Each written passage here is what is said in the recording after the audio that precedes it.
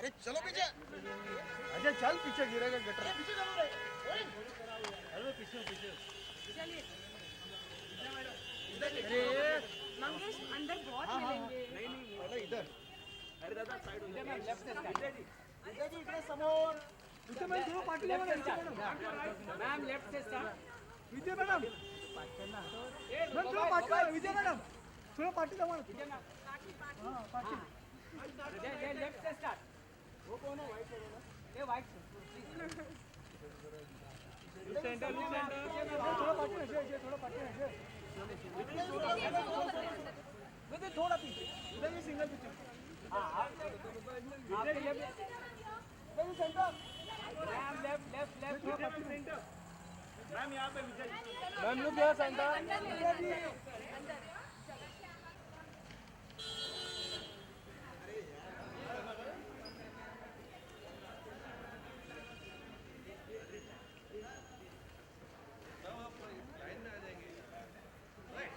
छोड़ो अभी छोड़ो जल्दी जल्दी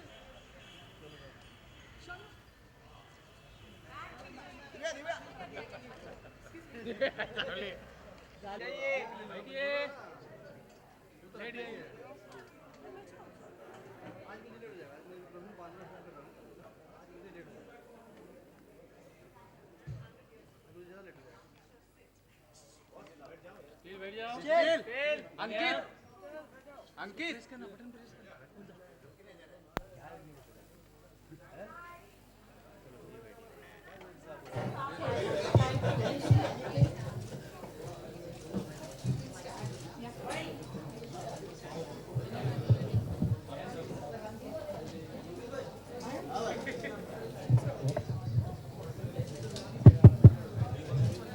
Hello everyone.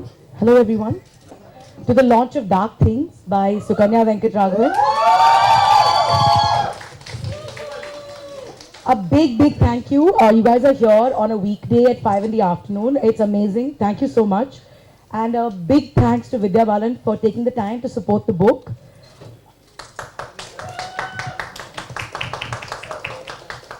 We also want to thank Tidal Waves for being such gracious hosts. Sukanya and Vidya don't need an introduction, but I'm going to make an attempt anyway. Apart from being one of India's most talented actresses, she's a huge bookworm and she reads anything. So I'm looking forward to her thoughts on Dark Things. Sure. Hi everyone.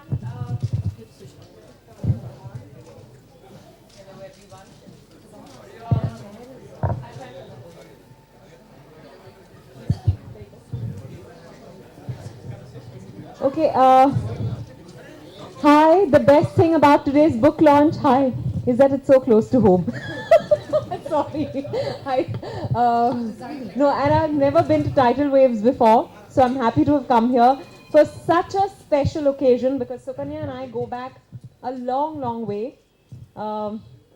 Congratulations. Yeah, I did my first ever Filmfare interview with Sukanya.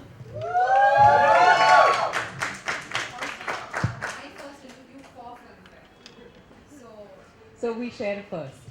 And I think, you know, what I always enjoyed about my interviews with Sukanya is that she made the introduction so fantastical. It's like a book.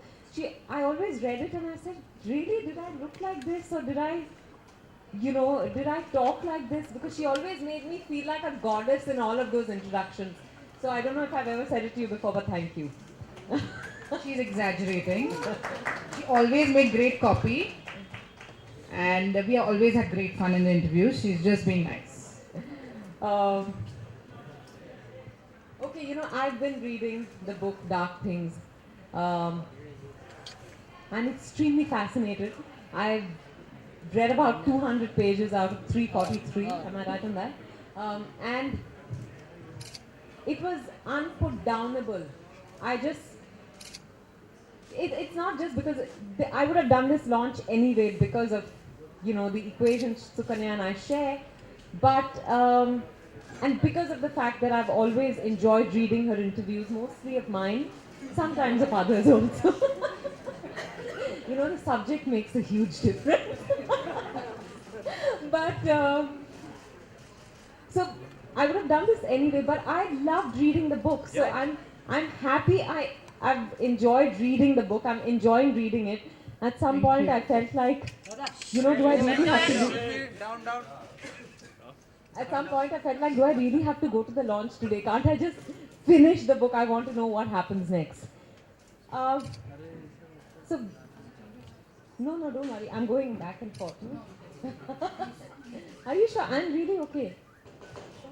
Yeah. I'm a steady character otherwise. So I'm going to ask you a few questions. Firstly, both of us hail from Kerala. So the first thought that crossed my mind when I read, is there anyone here who's read the book? Yes. Yeah? Quite a few. Okay. So you guys know that it's about a yakshi. And where we come from in Kerala, even though I was born and brought up here, we've heard of, yakshis, yakshi stories, people getting possessed by yakshis. So I really wanted to know if that was the inspiration behind you writing a yakshi story, or why did you decide to write a yakshi story, really? So I've always been obsessed with yakshis, and in the school I studied, there was this frangipani tree, frangipani champa tree, and the Aya used to tell us, don't go near that because it's possessed by a yakshi, and if you go near it, she's going to eat you up. And it was, and champas are beautiful flowers, and I've always loved them.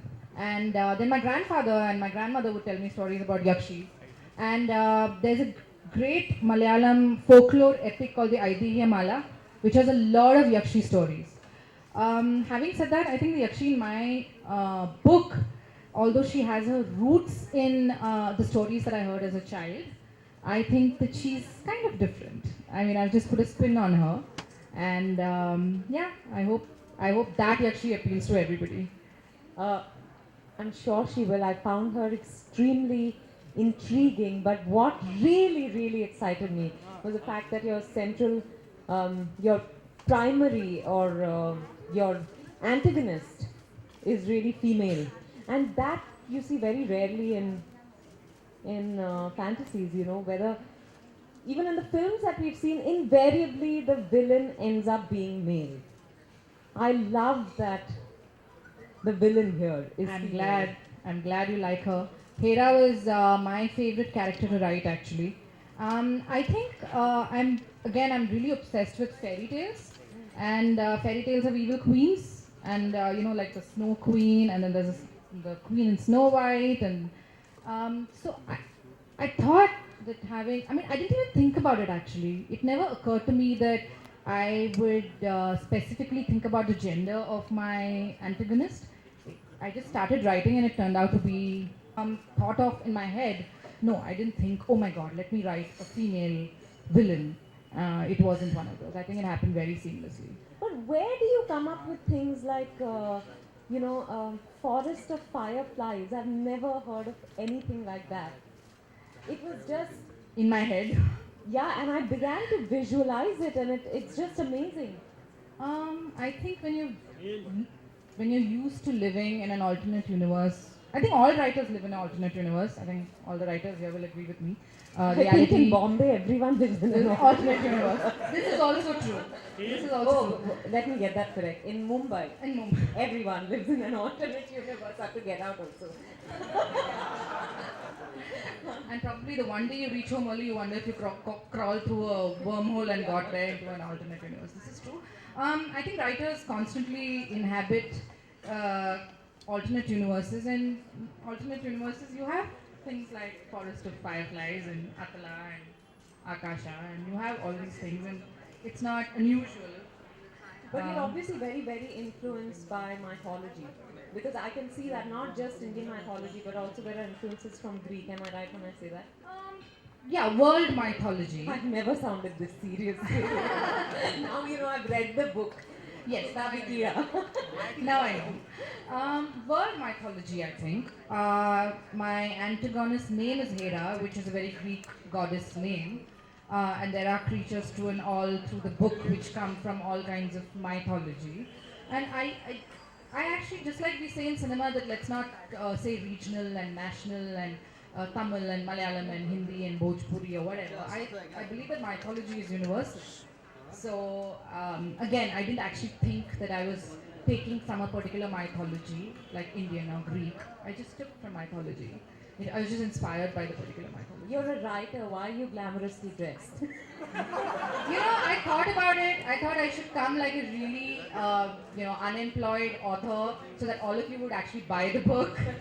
But I have friends who are stylists. I don't know if they are here yet. They would beat me up. So I didn't want to take that chance. No, I'm just kidding. With absolutely no disrespect meant to writers.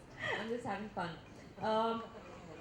Your book has also very interesting names that one hasn't really come across before. Like, I don't know how to pronounce this, but is it Dwy or Dwy?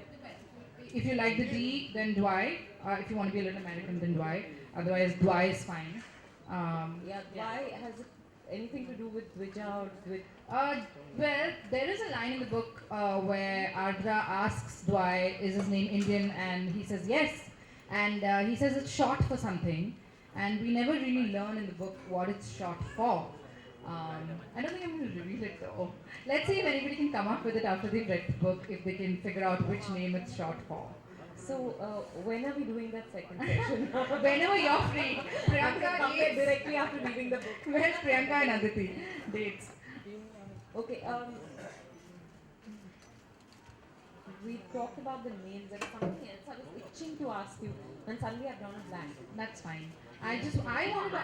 Sorry. Yeah, no, Now I wanted to ask you whether this has been your favorite genre, whether this is all you've read since child. Of course, you've heard stories and all that you said, but it's because what really struck me was that I'm not too much of a reader. While everyone thinks I give this intellectual vibe, I wear saris with manuscripts, so people think कि मैं पढ़ती रहती हूँ, 1 minute के लिए भी नहीं छोड़ती. But that's not true.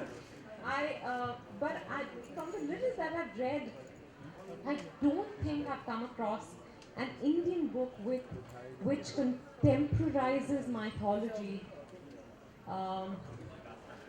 so fantastically. There are other books in recent times which have contemporized mythology, but yours is of course a different take on it, and it's so. Mine is probably more fantasy than mythology. It's probably fantasy with its roots in mythology, and I've taken a lot of liberties, and I've created my own mythologies. So, okay, sorry. Yes. I wanted to ask you, there was that bit about the sun and the moon falling in. Yes. Can I say Yeah, sure. There's a bit about the sun and the moon falling in love, and the Gandharvas being, the children of the sun and the moon. Is that Yes. true or No, that's my own mythology. Because in original... I just want to know who's the sun and who's the moon. Oh, no, again, secrets. I think in our original Hindu mythology, Urmi is here. Urmi would... Yes, there she is. Urmi is expert on mythology. I think in the original, they originated from the Samudra Manthan, the Apsaras and the Gandharvas, but of course, I've done my own thing in the book. So I'm glad you like it. I do, and is there anything you want to ask me? I'm not used to this, I get asked questions. Who's your favorite character in the book? Yes, that's the one. You know, I must say that I like both of them equally, but I want her to end up with Dara. Okay, that is spoiler arena. Next question, please. That is spoiler. No, Sorry, it's sorry. okay. You haven't reached the end of the book, so that's fine. Okay, but and I really like the crone. Yeah. You know, again, Manthara, Shakuni, it's so entrenched in our mythology that I thought that's where it came from. I also think that good rarely needs a catalyst, but evil does. I So think that we can blame it on someone else. yes, you know, you always want to blame it on somebody. Evil always needs, in any of our books and epics, evil always needs a catalyst. So yeah, that's how the clone happened. Okay. Does anyone else have any questions? Oh, Jitesh Pillai. Girl.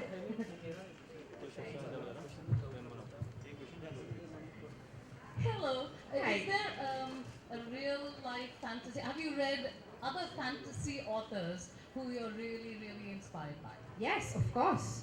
I think, as my favorite author Neil Gaiman would say, you first sound like the authors you love before you start to sound original and before you start to sound like yourself. So yeah, of course, Neil Gaiman and Ursula Le Guin and Enid Blyton. I think we underrate Enid Blyton's fantasy, in the fantasy genre, The Wishing Chair and The Faraway Tree, and she's written some amazing books. So yeah, of course, I've read so much, and that's all I read. I read all the books that are available on Amazon Kindle, which come free, which probably 2 people have read, and just because they came free. I read anything that is fantasy. So there's a launch offer today. This book is going to be available free right outside. Everyone will read it. Talk to Amnesia after this. So why dark things? I know, but So, when I started writing the book, I realized there were a lot of dark themes in the book, and it was supposed to be a working title. And I honestly thought the good folks at Hachette would want to change it, marketing and all that, but they loved it. So we kept dark things, and it stayed dark things. It works for the hashtag. Yeah, because I've actually read your first book, and I thought that was very. There were parts of it that were very sexual, but it was, you know, a sweet love story, and Yeah. this is a complete contrast. yeah. So, you know, I also feel at this point in my career, I feel I'm ready to explore the dark side of characters, of people. Yeah. So, does it have to really do with, you know, yeah? I think Jitesh always says, even when I used to hand in an interview like yours, which would be all joy and sweetness and light, he would be like, "You're such a dark writer." And I'd be like, "Why do you keep saying I'm a dark writer?" But for some reason, he thinks I'm a very dark writer and I'm drawn to dark things. So I'm not surprised that I'm drawn to dark things in that sense. Also, I think if you are a fantasy reader, and you're a fan of, say, Neil Gaiman, dark things come very naturally. You're in obviously your not writing. drawn to me, right? Because I'm. You're sweetness and light. It's okay. I love you, but I'm not drawn to you. Thank you. Thank God. Thank God, thank God. I've really asked you all that I wanted to ask you. If there's. So Kanya, you're also into movies, right? I hope so. Yes, you are. Yeah. Any ideas about taking this book into the movie land? I think she should. Who would you play? She'd been a great Hera. I'd love to be Hera. I know, I'd love to be Hera. deep down she wants to get into the crone disguise and actually play her, because that's Vidya. Maybe I can do both. Yeah, maybe you could do both. All the No, but prosthetics genuinely, would be even I thought of Hera. I think it's she'd make a great Hera. such a fascinating character. I know I'm saying that about every character actually now, but I love Hera. I love her darkness. The black pearl eyes, yes. But to answer Ruchika's question, yeah, Or sure. the jewel blue eyes. Jewel blue eyes is Dara. Yeah, but who? That's who would play him? Yeah. I don't know. You tell me. I'm not like. Going by the color of the eyes, it would have to be Hrithik Roshan. Yeah, why not? Hrithik would actually make a great Tara. Okay. Yeah, So he's yeah. just he's waiting right outside. No, but I do think you should, you should make this into a film. Yeah, so now she said it, maybe it'll happen, who knows? Of course, every writer, I mean, they do have a visual idea of what their book will look like, who knows? मुंह में घी शक्कर. Release a book? Yes, go for it. Well, it's a part request, part question. Can you guys read out the sun, moon, and stars thing sounded fabulous. Can you read from that, if possible? Sure. And I have a question for Sukanya as well. Writers are very possessive about the things they write. How did it feel to, because you've held editorial positions, so how did it feel to be asked to trim things down and change this and change that? I think if you really mean to get your book published and not just write things in a secret blog, you have to allow rewrites. Rewrites are what make your book. Edits are what make your book. Your first draft is, I don't know, did Hemingway say it? I'm not sure. Your first draft is shit, okay? It's just your brain vomit, to be honest. And everything else, please listen to your editor. If anybody else is going to publish a book here, listen to your editor. They mean well for your book. They love your book as much as you do. Rewrites are really important. Edits are really important. And now I will stop talking because she is going to read.